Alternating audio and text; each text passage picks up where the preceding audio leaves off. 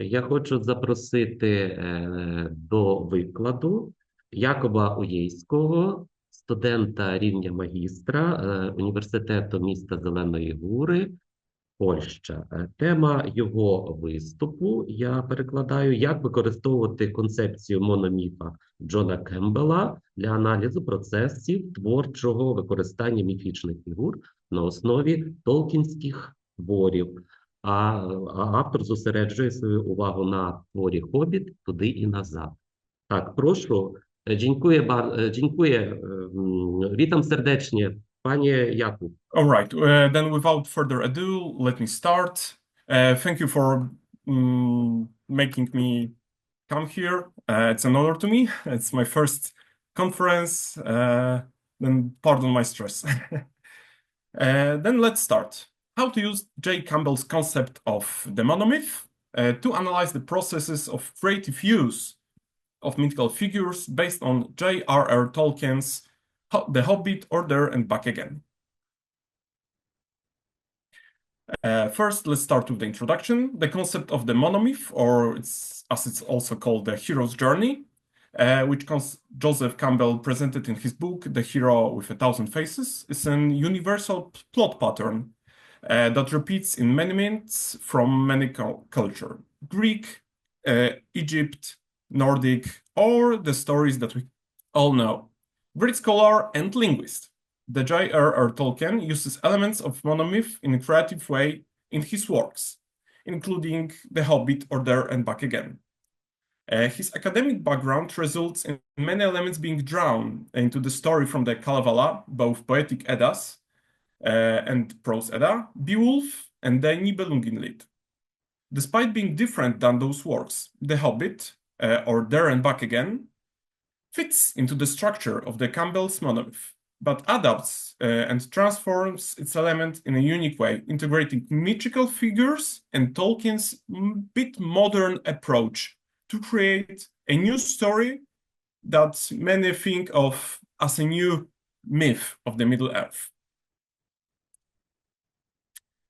Tolkien creating transformation of the monomyth. Unlike the classical heroes from ancient myths, the main hero, Bilbo Baggins, does not seem to be the hero material.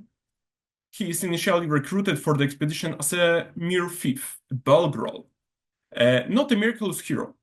Tolkien transforms the hero archetype, creating a character closer to the reader, the everyman that the reader can somehow feel. To do this, Tolkien, unlike classical myths, also introduced elements of humor and irony into the story, which gives the mythology of Middle-earth a modern character.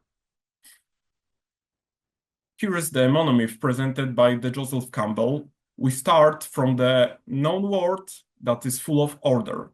The ordinary world, call to adventure, refusal of the call, and meeting the mentor. Then we slip to the unknown world, full of disorder that the hero goal is to bring back to order and somehow resolve the problems appearing. Crossing the threshold, test allies and enemies.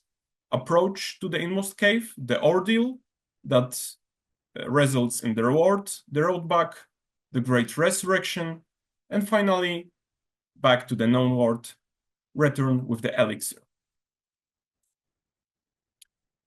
The first one, the ordinary world. Bilbo tale begins in a shire.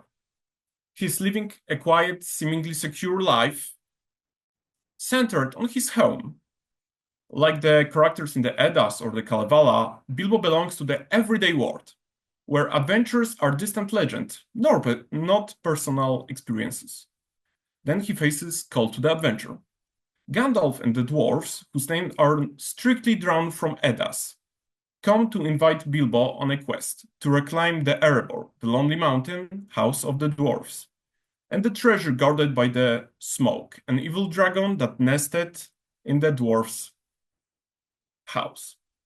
This call to adventure is reminiscent of the calls from Norse and Germanic legends, where heroes set out on a journey to reclaim the inheritance jewels or honor, like Sigurd in the Nibelungenlied.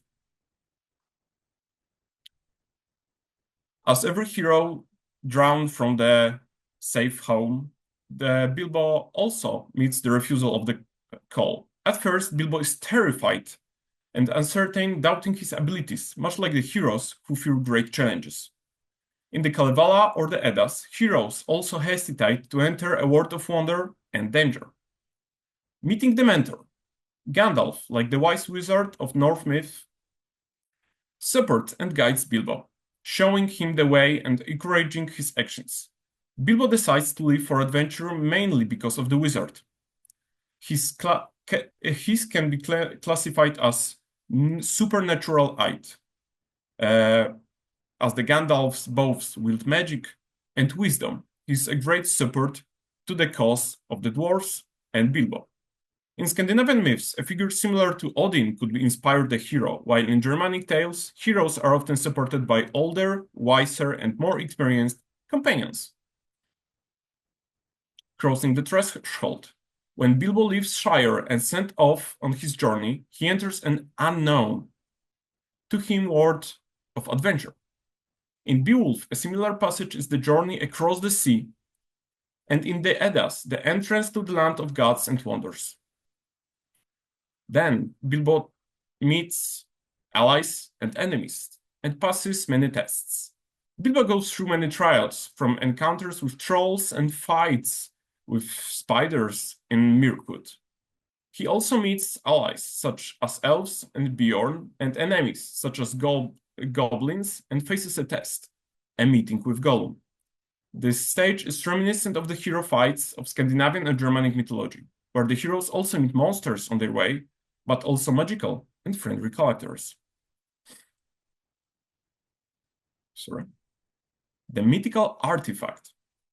Myths and legends are often full of powerful artifacts that aid the heroes on their journey, or symbolize the attributes of the gods. Be it Thor's Mjolnir, Thunder of Zeus, King's altar Excalibur, or the famous Ring of the Nibelungs. Ring of the Nibelungs is well sought by many, yet brings dooms to those who possess it. Similar case is the miraculous item that Bilbo obtains, yet he shouldn't. The ring helps him in many cases and saves his lives more than once. Bilbo sees it as a wonderful tool, but little does he knows that it's a cursed item. That will bring doom, which we can fully see in the next part, the Lord of the Rings. Bilbo becomes slowly changed, both by the adventure and the ring itself. Next, approach to the inmost cave. By the time Bilbo reaches the Erebor and prepares to meet the Smaug, he is approaching a climax, much like the Sigurd in the Volsung saga, who takes risks to obtain the treasure, guided by the dragon. There we can tell that the dragon, seen in many myths, many legends, also appears as an important mythic figure in The Hobbit. The ordeal Bilbo encounter with Smaug in the cave is a defining moment of his courage and ability to survive.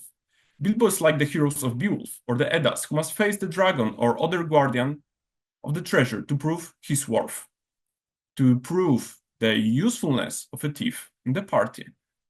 Another parallel is the dragon which Beowulf meets at the end of his tale. It wakes due to something being stolen from him, just like Bilbo wakes the Smaug by taking something by himself. The reward. After escaping Smaug, Bilbo acquires the Arkenstone, an artifact known as the Hearth of the Mountain, the treasure sought by the dwarves and the main goal of the journey. A symbol of dwarven heritage similar to valuable items such as rings and jewels in Norse legends. The prize symbolized not only the material wealth, but also honor gained in this dangerous adventure. The road back. The Smaug's death, Bilbo and his companions face the consequences of the journey, conflict, and greed. This is a reference to the theme of wars and tension over treasure, as in Germanic epics where victories can lead to new conflicts. Bilbo sacrificing Arkenstone for the greater good does not bring back the natural order, unlike the other myth, when the order is the goal that should be taken. Despite hero goal being maintained, he decides to keep the specific kind of disorder. The resurrection. Like the heroes of the Eddas who take part in Ragnarok, Bilbo becomes part of the larger war that requires sacrifice and courage. The Battle of the Five Armies, in which Bilbo takes part, changes him and confirms his role as a hero. Despite him almost dying, as he loses consciousness and is found later as the war is over. This is another take of Tolkien's unusual hero. He does not become hero through fighting and violence, but for his cunningness and protecting what is important to him. Here, we can also see his reconciliation with father, Thorin the Oakenshield. Thorin apologizes to Bilbo and makes amends by restoring their friendship. Return with the elixir. This is the part that Tolkien changes the most, as we could tell. Bilbo returns to Shire as a changed hero, carrying not only material wealth but also inner wisdom and experience. As in Norse myth, the treasure and wisdom gained during the journey makes the hero a person with a changed, deeper perspective on life. Elixir is metaphorical. It is not the Arkenstone that was supposed to restore the order, but the change in Bilbo making him the hero that walks towards. He is both Hobbit, that treasures the safe house, and heroic adventure, that treasures his companion and friendship, smithed in the fire of the danger. He returns to Shire, but his home, his hearth, is no longer here. To his kin, he is better presumed dead than back. Elves, Talmen, and dwarfs, they recognize him truly as one that deserves their respect. Conclusion. The monomyth in the Tolkien's perspective is a bit cracked, a bit different, a bit altered, yet still fits. The Hobbit is a successful example of the use of the monomyth structure, but Tolkien enriches it with his own vision of myths, combining classical motifs with new elements. Tolkien's creative use of mythical figures shows how archetypes can be reinterpreted and adapted in a new literary context. This approach shows that despite the fantastic setting, The Hobbit or There and Back Again tells about universal human experiences, such as finding one's own path, building character, and struggling with moral choices. Thank you, and that is the end of my presentation.